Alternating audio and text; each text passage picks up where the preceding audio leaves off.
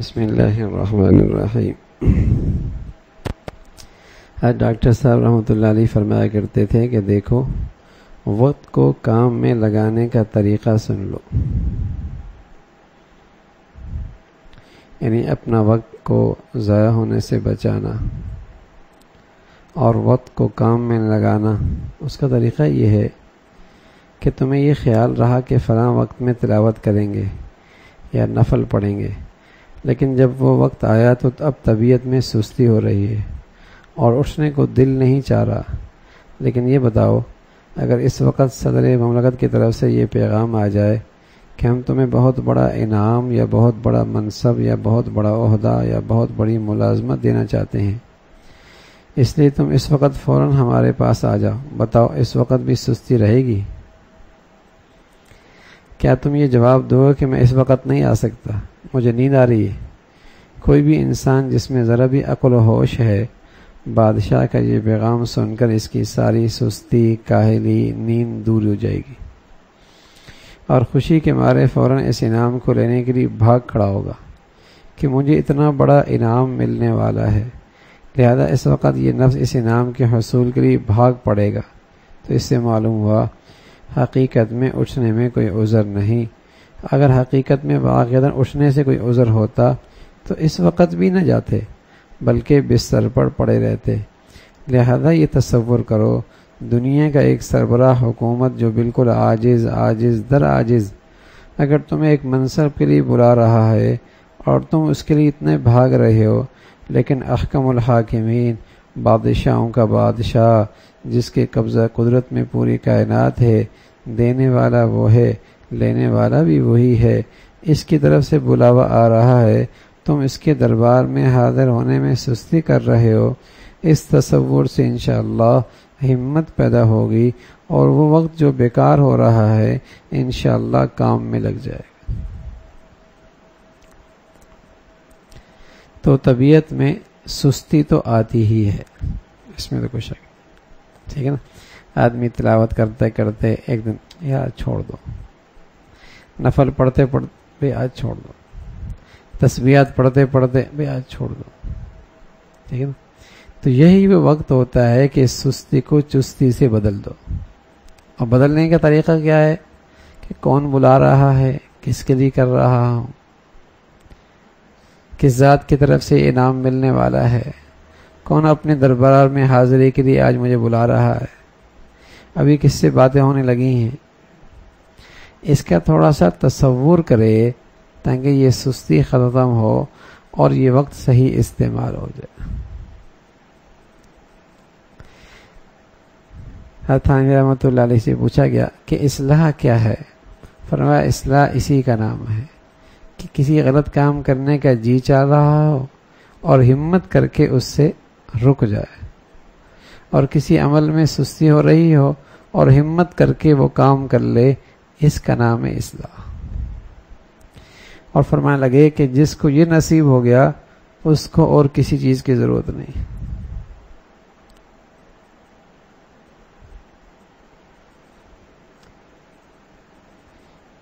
کوئی غلط جذبات، خواہشات، طبیعت چاہ رہی ہے، ہمت کر کے اس سے رک گیا، اور عمل کا وقت ہے، سستی ہو رہی ہے، اب اس سستی کو چستی سے بدل لے اور عمل کر لے، اسی کا نام اصلاح ہے۔ جس شخص کو یہ نصیب ہو گیا اللہ رب العزت نے اسے اصلاح کی دولت دے دی، یہ اصل ہے، اس کا نام، یہ حاصل تصوف ہے۔ اور اصلاح کا حاصل یہ ہے کہ آدمی اس پر استقامت اختیار کر، جسے یہ نہ مل گیا اسے کچھ مل گیا، اور یہی مقصود ہے۔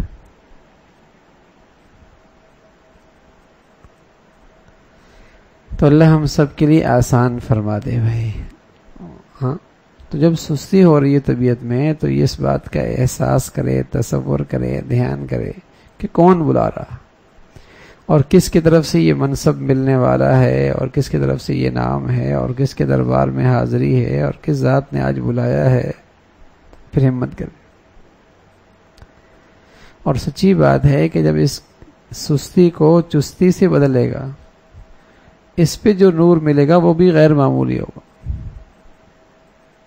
کیونکہ خالص ہو رہا ہے نا. یہ خالص کیوں اٹھ رہا ہے؟ اب یہاں عادت نہیں ہے کہ عادت کی وجہ سے اٹھ رہا ہے، یہاں خالص اس ذات کی عظمت کی وجہ سے اٹھ رہا ہے، تو اس کا نور بھی زیادہ ہوگا. بس اوقات کیا ہوتا ہے کہ طبیعت چل رہی ہوتی ہے، عادت بنی ہوتی ہے، یہاں تو سستی ہو رہی ہے، عادت بھی نہیں، طبیعت بھی نہیں چل رہی. پھر کیوں کر رہا ہے؟ اللہ کے لیے کر رہا ہے، اللہ کی عظمت کا خیال کر کے، اس کی بڑائی کا خیال کر کے اس لیے کر رہا ہے، تو پھر اس کا نور بھی زیادہ ملے گا. تو فرمانے لگے کہ وقت کو کام میں لگانے کا طریقہ یہی ہے، وقت کو کام میں لگانے کا طریقہ یہی ہے کہ جب عمل میں سستی ہو رہی ہو تو اللہ کی عظمت کا، اللہ کی بڑائی کا اور اللہ کی شان کا تصور کر کے اس سستی کو چستی سے بدل دے اور عمل کر لے،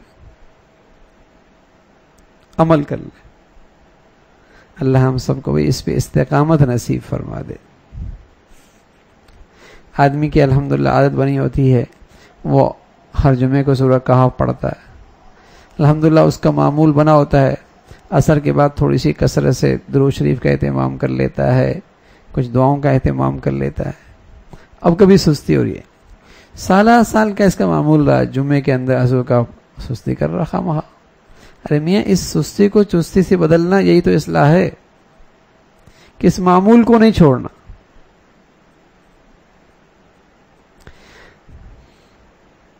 روز صبح روٹین کے ساتھ دکان جاتا ہے، شام روٹین سے واپس آتا ہے، روز یہ روٹین ہے. اکتاتا نہیں ہے، اکتاتا نہیں ہے،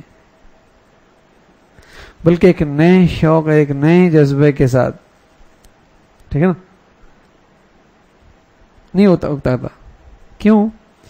اس پر کچھ ملنے کا خیال ہے، دھیان ہے، یقین ہے. اکتاتا نہیں، مزہ آتا ہے. ٹھیک ہے.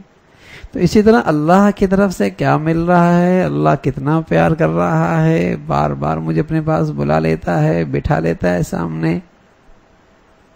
اس کا جتنا استحضار کرے گا، جتنا دھیان کرے گا، جتنا یقین پیدا کرے گا، انشاءاللہ اس کے بدولت اعمال میں استقامت نصیب ہوگی. پھر اکتائے گا نہیں، مزہ آئے گا.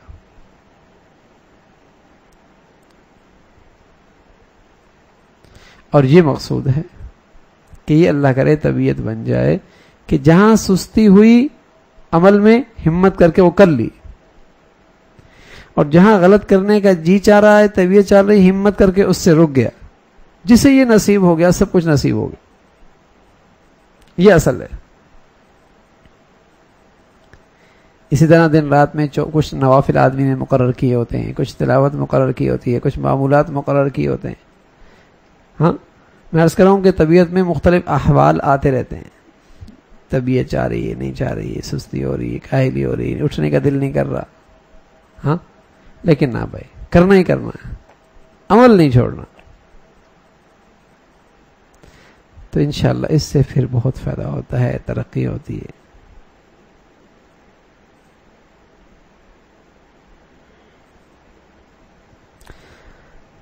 فرمایا کہ میں تمہیں ایک بات بتاتا ہوں، آج تمہیں اس بات کی قدر نہیں ہوگی، جب کبھی اللہ تعالیٰ سمجھ کی توفیق دیں گے تب تمہیں قدر معلوم ہوگی. حضرت فرما رہے ہیں میں تمہیں ایک بات بتاتا ہوں، آج تمہیں اس بات کی قدر نہیں ہوگی، جب کبھی اللہ تعالیٰ سمجھ کی توفیق دیں گے تب تمہیں قدر معلوم ہوگی. اور وہ یہ ہے کہ ہر وقت تم اللہ کا شکر ادا کیا کرو. سبحان اللہ. ہر وقت اللہ کا شکر.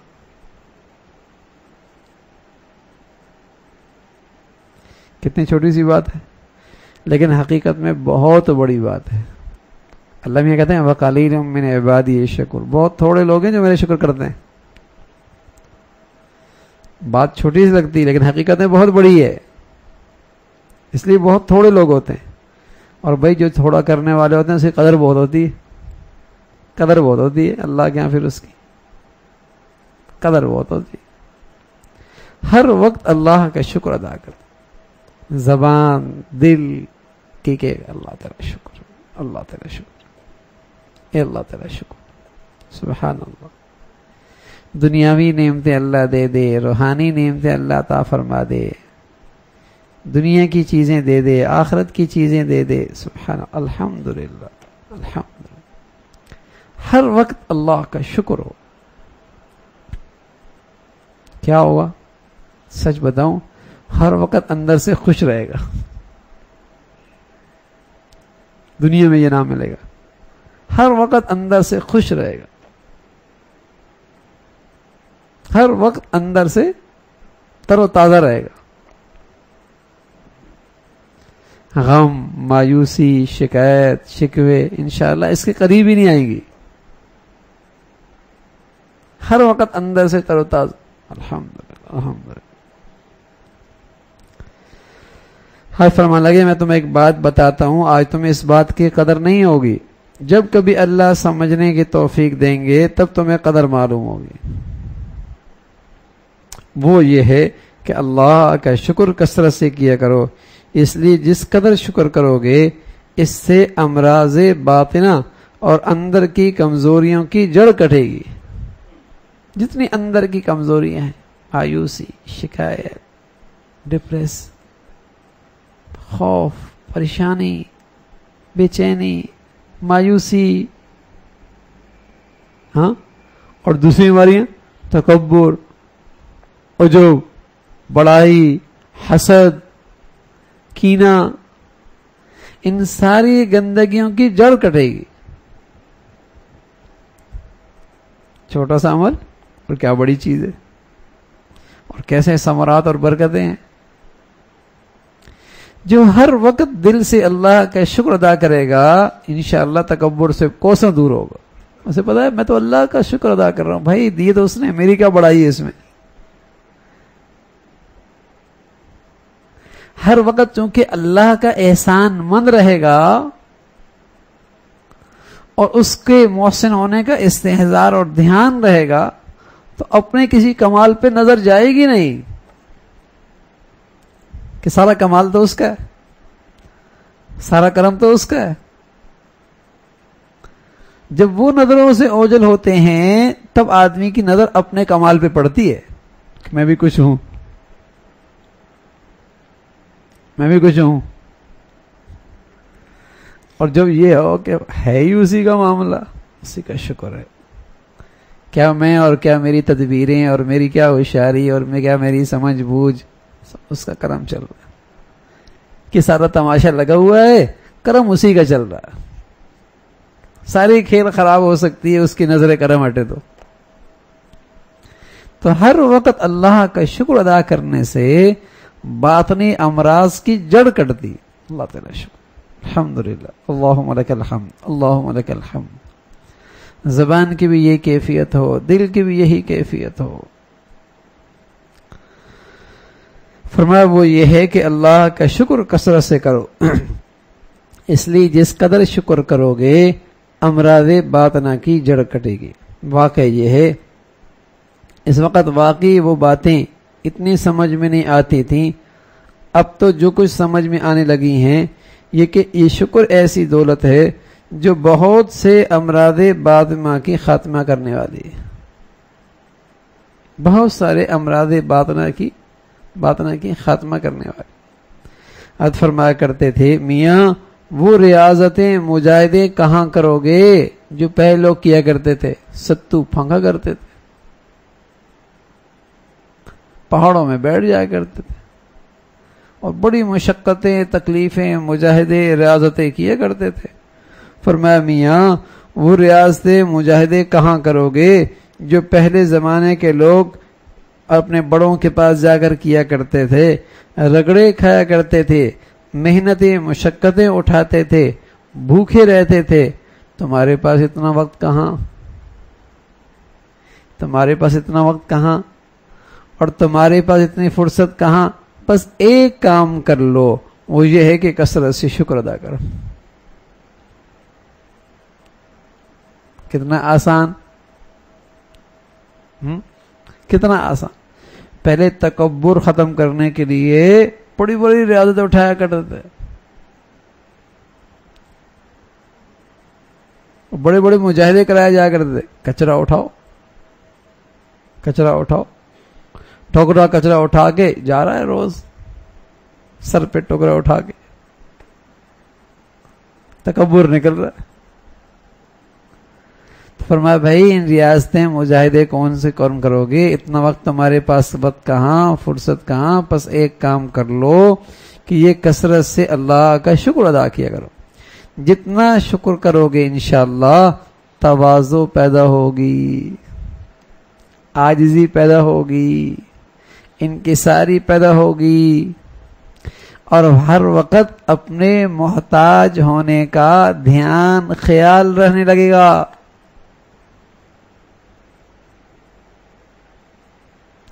اللہ تعالیٰ اپنی رحمت سے تکبر دور فرما دیں گے اور امراض باطنہ سے نجات مل جائے گی۔ تو اللہ بھائی ہم سب کو اس کی توفیق نصیب فرما دے۔ سستی ہو رہی ہو ہمت کر کے عمل کر لو، طبیعت گناہ کی طرف مائل ہو رہا ہو، چاہ رہی ہو، ہمت کر کے گناہ سے بچ۔ اور دوسری بات بھائی کثرت سے شکر کرنے کی عادت ڈالو، انشاءاللہ بہت کچھ آسانی سے نصیب ہو جائے گا، بہت کچھ۔ اللہ ہم سب کو اس کی توفیق نصیب فرما دے۔ اللہم لک الحمد کلو ولک الشکر کلو، اللہم لک الحمد کلو ولک الشکر کلو، اللہم لا نحصی ثناء علیک انت کما اثنیت علی نفسک، اللہم لا نحصی ثناء علیک انت کما اثنیت علی نفسک، اللہم اعنا علی ذکرک و شکرک و حسن عبادتک، اللہم اعنا علی ذکرک و شکرک و حسن عبادتک، اللہم انا نسألک العفو والعافیۃ فی الدنیا والآخرہ، اللہم انا نسألک العفو والعافیۃ فی الدنیا والآخرہ، اللہم اجعل خیر عمرنا آخرنا وخیر عملنا خواتمنا وخیر ایامنا یوم نلقاک فیک، اللہم اجعل خیر عمرنا آخرنا وخیر عملنا خواتمنا وخیر ایامنا یوم نلقاک فیک، اللہم بارک لنا فی الموت وفیما بعد الموت، اللہم بارک لنا فی الموت وفیما بعد الموت، نستغفر اللہ نستغفر اللہ نستغفر اللہ، وصلی اللہ علی سیدنا محمد وعلی آلہ واصحابہ اجمعین برحمتک۔